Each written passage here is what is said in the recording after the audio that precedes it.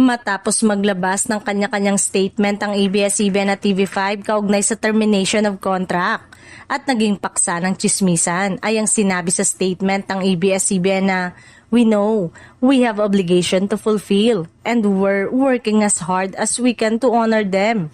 But whatever happens, our service to you will continue.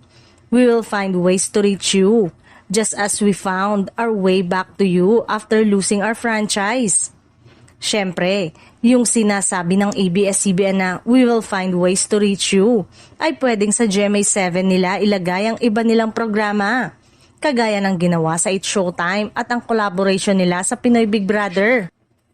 May pahiwatig na ring collaboration ng ABS-CBN News at GMA Integrated News. Posible kaya na ang ASAP natin to ang ipapalit sa All Out Sundays na hindi talaga umaalago ang ratings. Matagal nang usap-usapang sisibakin na itong Sunday musical variety show ng Kapuso Network. Kaya tuloy kumakalat ang chismis na papalitan ito. Hindi kaya ang ASAP na ang papalit dito? Pawang haka-haka lang naman yan. Kaya abangan natin kung anong susunod na magaganap. Pero mas porsigido ngayon ng TV5 sa bagong shows na pinuproduce na ng MQuest Ventures. At ang iba ay nakakolab nito ang Viva One at Signal Play. Nasa TV5 na rin si Mr. Johnny Manahan kaya malaki ang magagawa nito sa pagbabalik ng kanilang Artista Search na Artista Academy, kung saan kakulab nila dito ang Viva Studio Production.